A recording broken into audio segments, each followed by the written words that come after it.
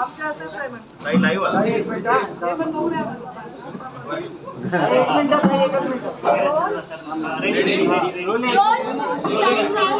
तुम्ही या जनतादरबाराची सुरुवात केली आहे प्रतिसाद तुम्ही पाहताय इथे खूप गर्दी आहे.